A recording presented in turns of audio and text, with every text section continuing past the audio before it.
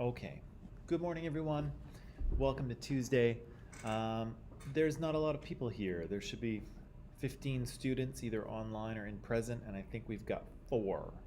So, little short. So, what we'll do is I was going to do some things and then watch a video, but maybe we'll start with the video now and we'll come back to the work and see if we can get some more people to show, okay? So, the video I have to show you is it's it's on the Cold War. It covers some of what we've talked about already, and then it kind of moves ahead into stuff that we haven't talked about. It has some um, it has some discussion of events and strategies that we haven't talked about. Um, you will notice that it is a secondary source, right? Documentaries are that, right? They take primary sources from the time, whether it's video or audio or written words, and they combine those things into a secondary source trying to tell you something. And you'll notice that this one is definitely, again, from an American perspective, right? This is Americans telling their story of the Cold War. So you'll see that in a few places. But yeah, we'll start with the movie and then we'll see where we go from there, okay? So for online people, I've put it into Microsoft Teams under Files, and so if you go into History 12 and you go into Microsoft Teams and you go Files, you'll see that it says Class 36, the Cold War video. Okay, so that's the video we'll watch. I have it, of course, here, and so what we'll do is we'll jump in and watch it. Now I think there's about 50 minutes to this video, and so I think we'll watch 30 minutes of it and then we'll take a pause and see where we are, okay? So I'm just going to type that in here. Watch 30 minutes of video. Okay? So that's what we'll be doing. Watch the first 30 minutes and then we'll see where we are. Keep in mind that this is actually a longer video, but I've just kind of started it. I've started it roughly where we are. So there's, stuff about the communist revolution that we're not going to watch because it's too long. But we'll just jump in roughly where we are in history. Okay. Okay. So let's do it. Um, Online people, the video's in Microsoft Teams. We'll see you in about 30 minutes. And yeah, we'll see you in 30 minutes. Okay.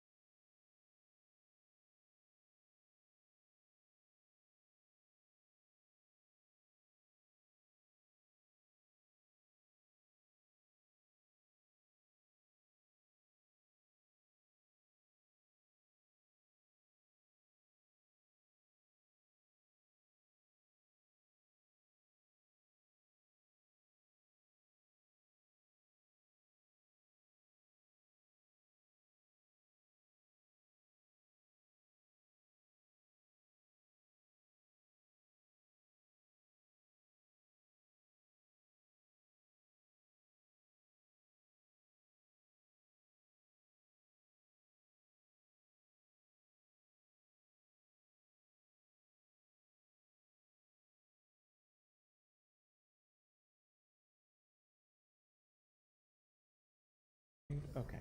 So lots of things happening. Some of the things that we've heard or that we've read about. Some of the things that we will read about very shortly. You can see though. You can see some of the effects of Khrushchev's speech, right? We actually see it in the video, right? We see him giving that the speech at the 20th Party Congress, right? And we said that there were three kind of themes to that speech. And what were those? What were those themes? Three themes.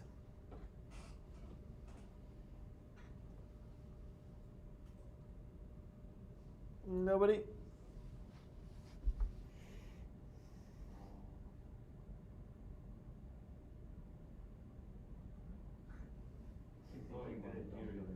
Say again? I might have missed it. You may have. In fact, you may have. Andre, do you remember? Me too, I missed it, but maybe I could try. Okay.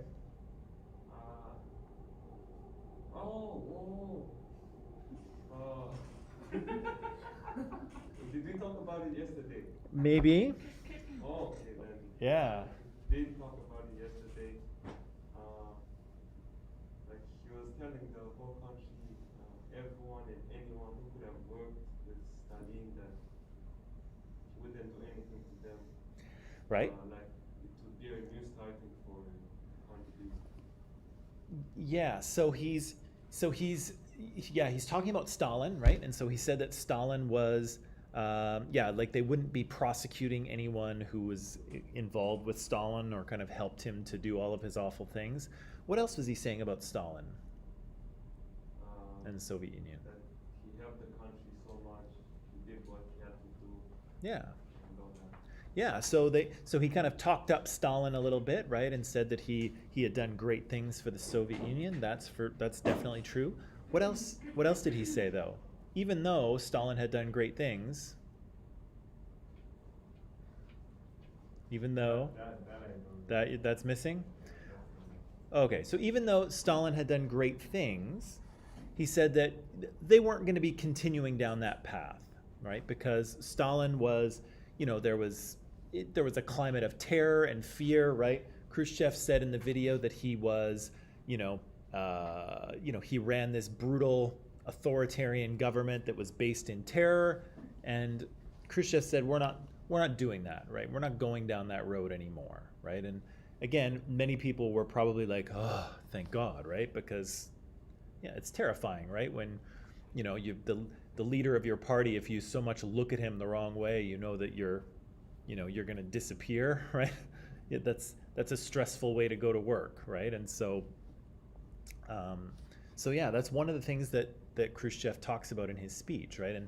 And you can see some of the effects of that in the video, right? Because all of those countries in Eastern Europe start to push back a little bit, right? They were all scared of Stalin, so nobody dared to, push back or revolt.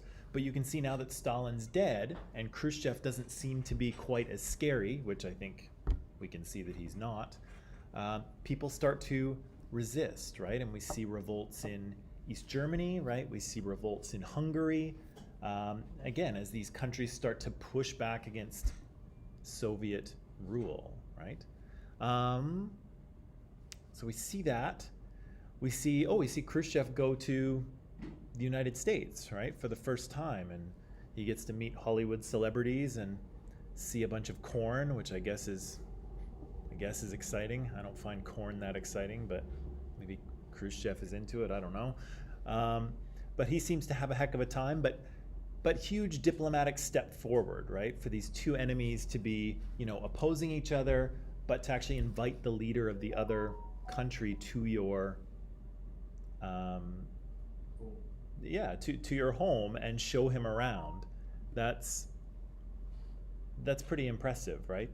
And that's something you see throughout the Cold War. You see periods of warming and periods of cooling, right? So the sides will become a little bit friendlier and a little more trusting, and then, sometimes the trust is broken or lost.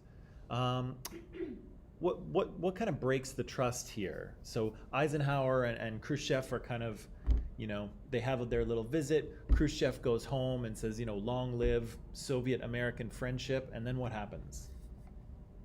It flies out the window. Hmm? Friendship flies out the window. Yeah, why though? Why does it fly out the window?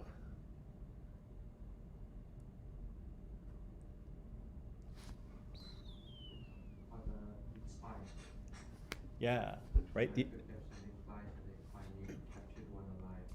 Yeah, so They had proof. yeah, so the US had been sending spy flights over the Soviet Union for years, right? At a height of 70,000 feet, which is way up there, right? How high do regular planes fly? 50? 50. Yeah. I I think 50, 55. I think it actually might be lower. I think it might be like 25 or 30, depending on. Yeah, so those planes are way the heck up there, right? But they're taking pictures of the Soviet Union for years, and of course Eisenhower says, eventually one of these things is going to get shot down, and then we're going to have an issue, right? And It's 30 to 42. what's that? 42 is the maximum height. 42 is max? Okay. I don't think I've ever been that high. I think I've been to 30. But when did they go higher? Does it say?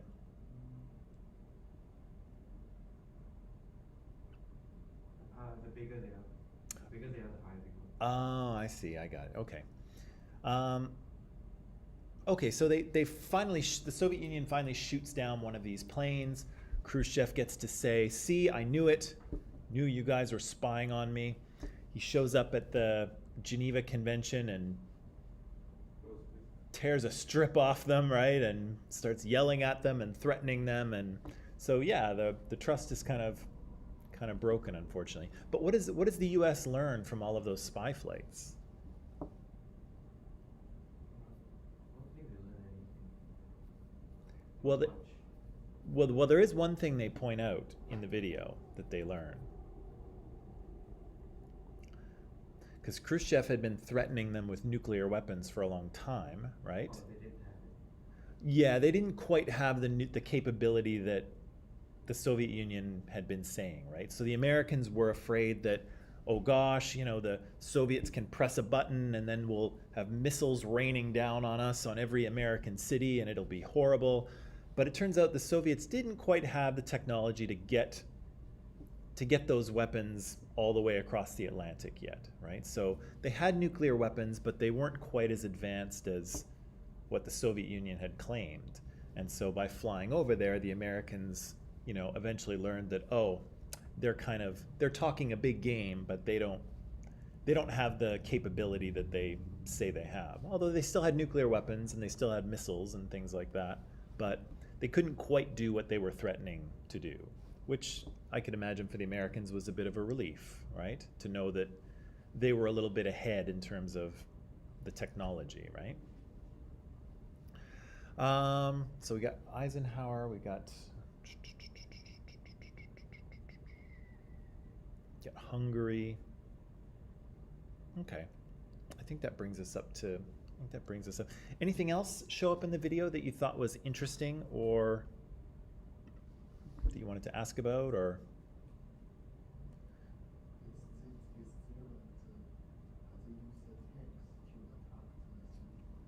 Oh, the use of the tanks? Yeah. You're not sure about?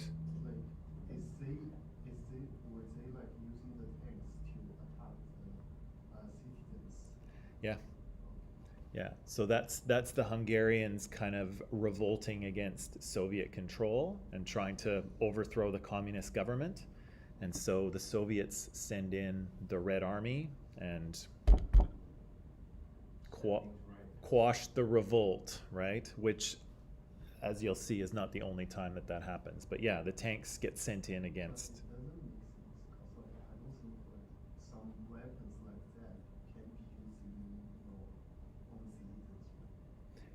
They can't be used against the citizens? Yeah, but that depends on who you ask. Because Khrushchev would probably say that yes, you can. And Stalin would definitely say that yes, you can, right? Kind of in a, in most modern countries, yeah, we don't send tanks against regular citizens, right? But for the Soviet Union, they're interested in regaining control of Eastern Europe, right? And so when the people push back, they send in the Red Army, right? And again, this is, keep in mind the Soviet Union is a country that's very used to using violence against its citizens, right? That's one of the ways in which the Soviet Union is similar to, the Soviet Union is similar to like a fascist government, right? Because the state comes first, then you know individual rights and liberties are kind of at the discretion of the state, right? And so as long as you do what the state tells you, everything will be mostly fine, yeah. But if you push back, you're going to be dealt with the very heavy hand, right? And so, yeah, we saw it in Hungary, and you'll see it again. You'll see it again in Eastern Europe as, Poland pushes back, Hungary will push back again, Czechoslovakia will. All of them will kind of push against Soviet domination, and in many cases, the Red Army will show up with tanks to settle everybody down, right? Yeah, anything else that was kind of interesting? I have a question, but you answered it. You have a question about what? I had, but you answered it. Oh, okay. Okay, that's good. What was the question? It was about the Red Army. Never mind. Okay. Okay.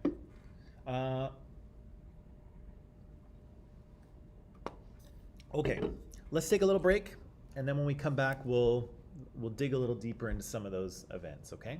So, quick break.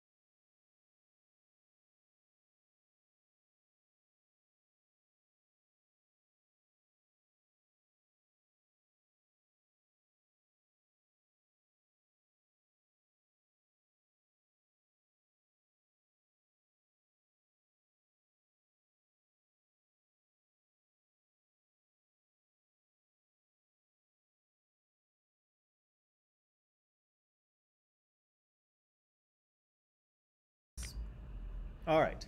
And we are, whoops, we don't need that countdown there. And we are back. So let's just recap where we are, okay? So, of course, we're in the middle of the Cold War. Of course, we know that there are different spheres of influence, right? So there's the Soviet Union, there's the US, and then there's kind of countries that are under their influence or control, right? And so, again, in a bipolar world, you know, everyone's got to take a side. But we also see in the video that, you know, there are nations that try to band together and try to be non-aligned, right? They don't want to choose, you know, the Soviet team or the American team. They kind of want to maintain their independence, right? So they do this, right? They align themselves so that they can, you know, so that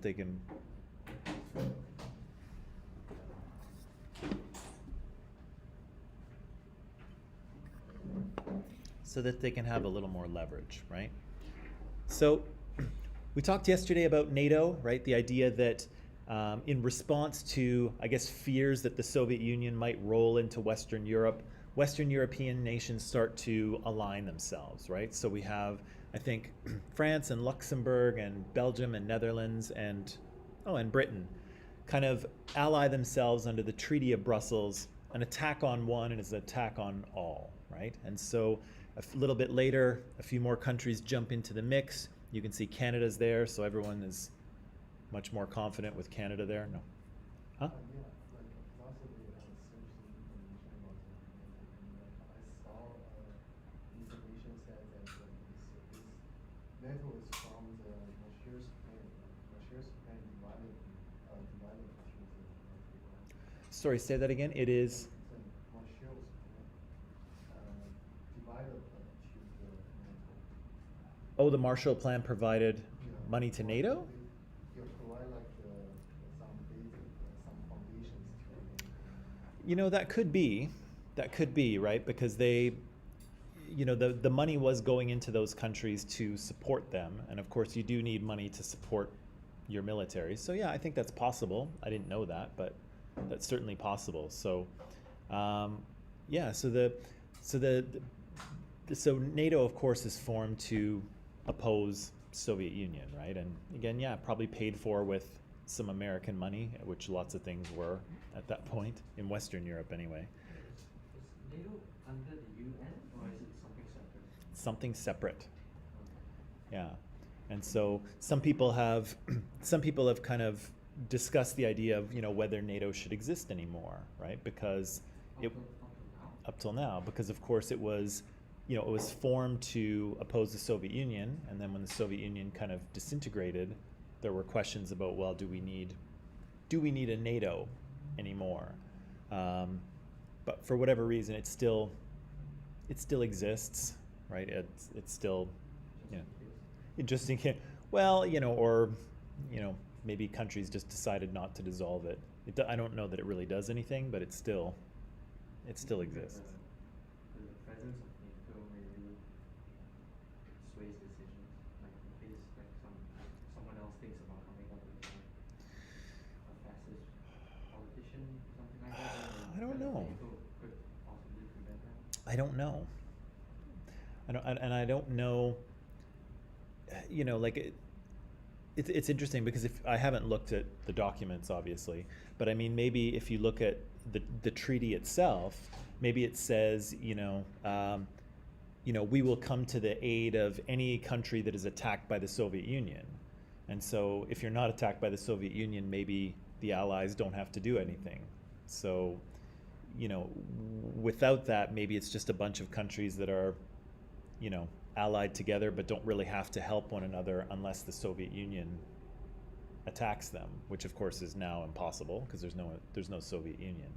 So I don't know. It depends what the treaty says. Again, what's that? Is the treaty agreement public? I suspect you could probably find it. Yeah, yeah. You know, a lot of this stuff is, you know, in sort of G7 countries, a lot of it is publicly available. So yeah, you could probably search. You know what? I'm kind of curious. NATO agreement text. Yep. It's actually on the NATO website, believe it or not. North Atlantic Treaty, April 4th, 1949.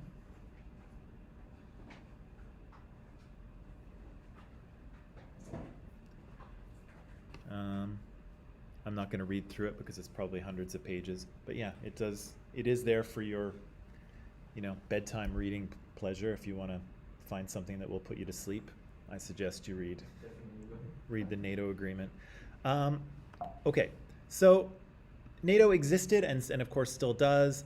Again, it shows that the U.S. is going to invest in Western Europe, right, and to kind of protect Western Europe, because of course what happens to Western Europe will probably happen to the U.S., right? If the Soviet Union starts to take things over, then they will continue to do so.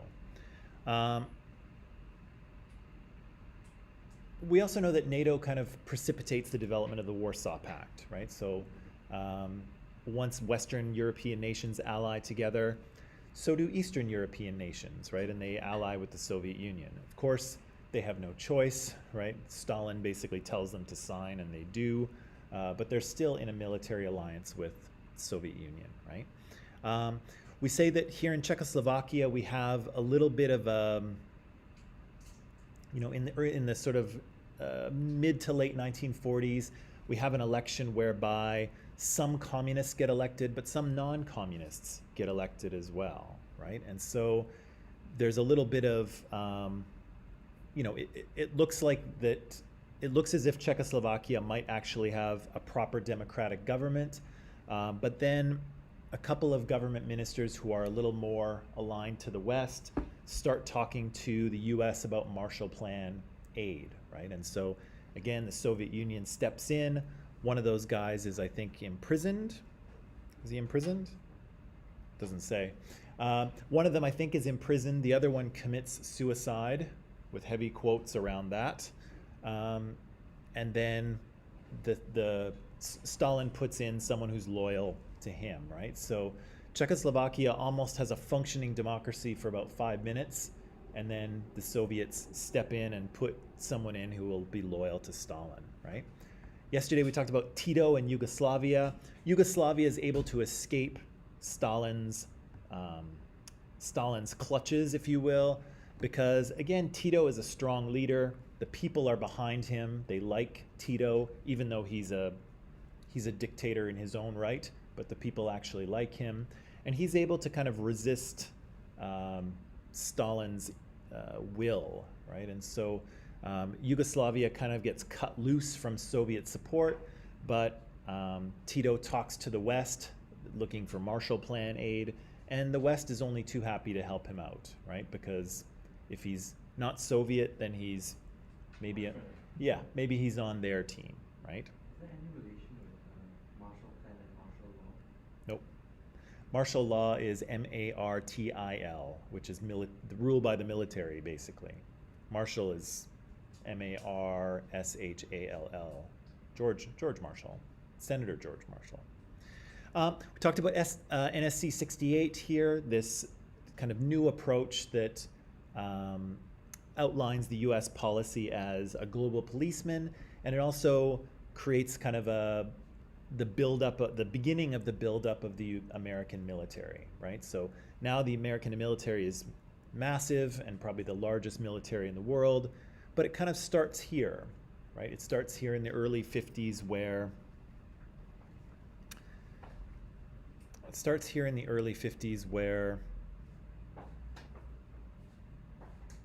with NSC 68. Okay.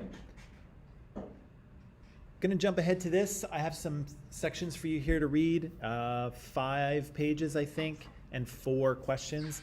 Some of it talks about and explains some of the things that we've seen in the video, because the video shows us lots of images, which is great, but it doesn't explain things quite to the degree I would like. So we can get our visuals from the documentary, but there is some explanation I would like us to have. So the readings in Microsoft Teams, I'll let you go to it, and then we'll talk about the answers, okay? So I'm going to put up some time here and let you get to work.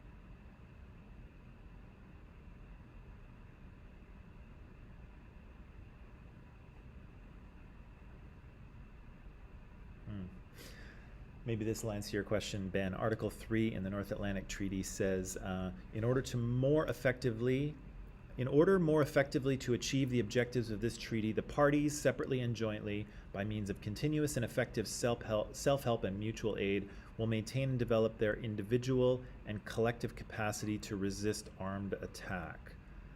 Oh wait, maybe that doesn't answer you. Okay, hang on. Let me keep looking.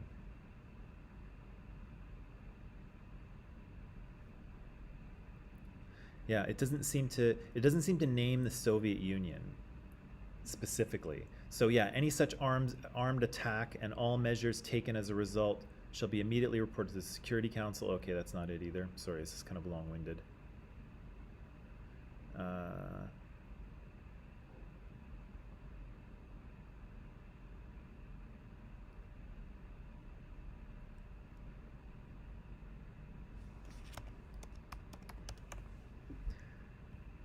Yeah, there doesn't seem to be any specific mention of Soviet Union. So, You could be using You- countries. so NATO could act against other countries, which it has, which we can get to later on. I think in Yugoslavia, actually, NATO acts against Yugoslavia. But yeah, I think, if someone were to attack France, for instance, then I think they could call on NATO to assist them, because I don't think it specifically names the Soviet Union in the. Threat of NATO could still be Well, in theory, NATO is supposed to be a defensive organization. Not that it always has been, but in theory, it's, yeah, if somebody is attacked, you can call on other countries for military aid, and they will have to provide it according to the treaty. So, yeah, I think that is still in force. maybe that's why it's still exists. Yeah, could be. Never hurts to have military allies, especially when you're Canada and you don't really have much of a military. Is the military here that cheap? We don't spend a lot of money on our military, so we have a good military, but it's a small one. So They're all volunteers? yeah, yeah.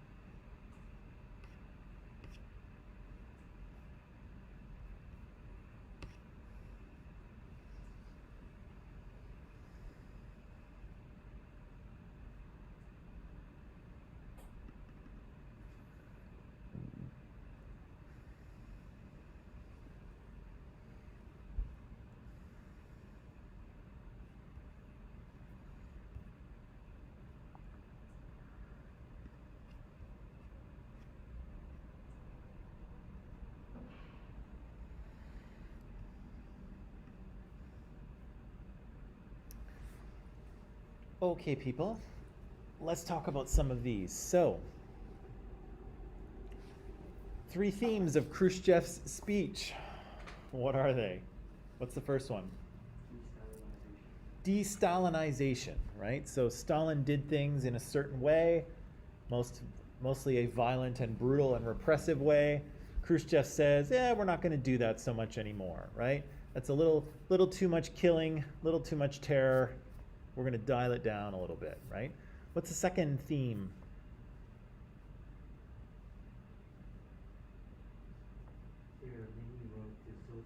There are many roads to socialism.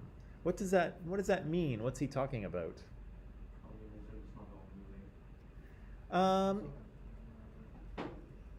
way. What's that?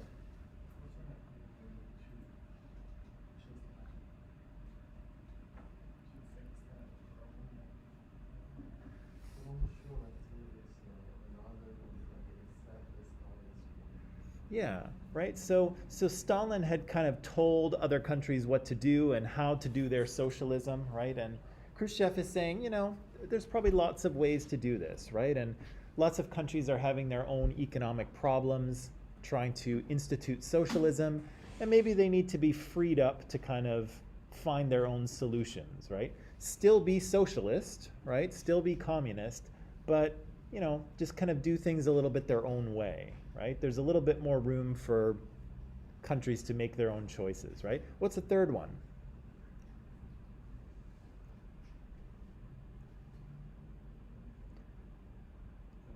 Agriculture. Nope.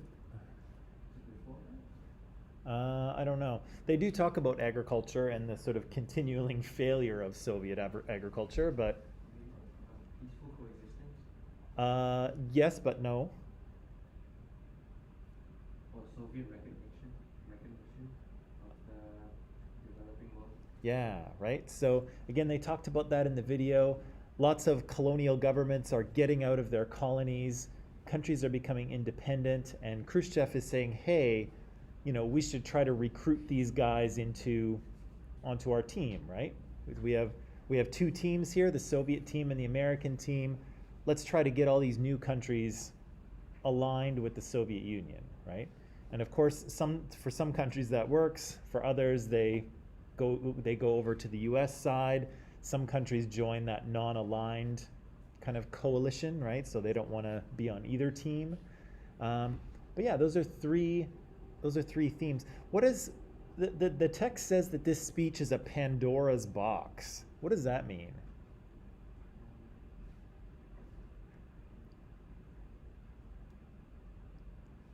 It's kind of an analogy or a metaphor, but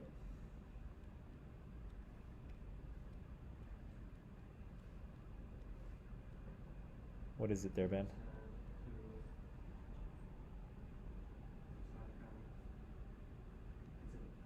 It's an evil thing presented in a nice way. To some degree. That was the Greek mythology. Yeah, the Greek myth is a little different, right? Because Pandora is given this beautiful box as a gift from the gods. Zeus gave it to her, and it was like pure evil or something like that, but it was presented nicely. Well, the instruction is that she should never open the box, right? And if it is Zeus, I forget, but this box comes to her as a gift. It's very beautiful on the outside. It's given to her by the gods. And he says, but you must never open the box, Pandora, right? And of course, what does Pandora do? Yeah, it's like the button, right? Don't press this big red button. What is yeah. Everyone wants to press a button, right? So, of course, she does open it, right? And all of these things escape from the box, right? All of these horrible things like greed and jealousy and, all these kind of negative things escape from the box. And so it's kind of what they're saying here, right? Is that once Khrushchev gives his speech, it kind of lets loose all of these things that, had been contained for a long time, right? And I found a better definition. what do they say? Something that will lead to many problems. Yeah, something that will lead to many problems, right? Once something is kind of exposed or done or open, right? Suddenly you'll have other problems. And Khrushchev has all kinds of problems because of this speech, right? And so a couple of those problems first happens in Poland and then happens in Hungary. So what happens in Poland? In Poland, riots. Yeah, riots, protesting like Soviet economic and political domination. Yeah. And then with they had an alliance between the Polish state and the Catholic Church. Right? That comes later. How does Khrushchev's speech result in this uprising?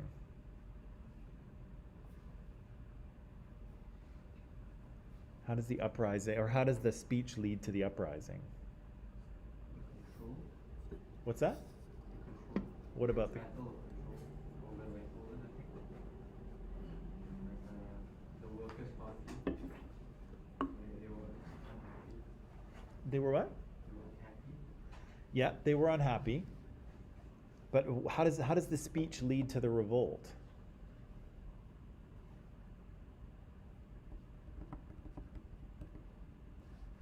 Think about it. What were the themes of the speech? De-Stalinization, right? We're not gonna do things like Stalin did, and there's many roads to socialism, right? People can make some of their own decisions, right? And so Poland stands up and says, "Great, we want to make all kinds of decisions, and now that we don't have to be scared of Stalin anymore, we're going to protest," right? So Khrushchev talks about being a little softer, giving people a little more room, and immediately Poland stands up and says, "We want more freedom," right? And so you can see there that how does that get resolved? The demands of Poland for a little more freedom.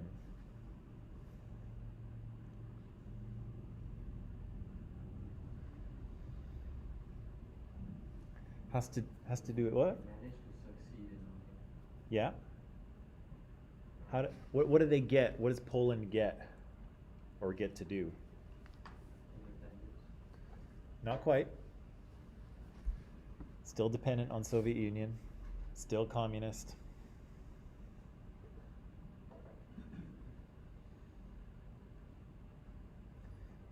Something about Communist Party membership in Poland. They get to. Oh, national communism.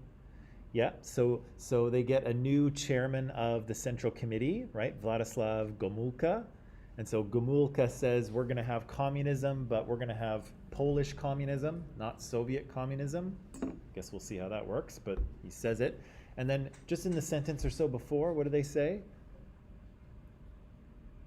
Soviet Union allows Poland to expel. Oh, where is it? The military control? Nope. They allow them to expel or to remove.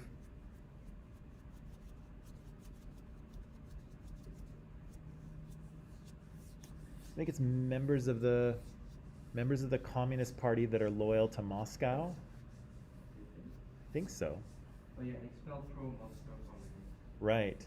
So the Soviet Union allows them to Poland gets to kick out members that are loyal to Moscow, right? And they get to put in people who are communists who are loyal to Poland, right? Which doesn't seem like a huge deal, but it's better, right?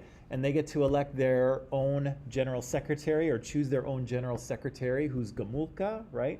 And he stands up and says, "Okay, we're going to have Polish communism, not Soviet communism," right? And they ally themselves with the church, right? And so, again, this is a lot of change, right? There's a lot of change for the Soviets. The Soviets don't like this much change, but does Khrushchev roll in with the tanks?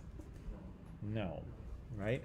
And so Gomulka does a good job of, pushing for things but not asking for too much, right? And so Khrushchev is able to say, "Okay,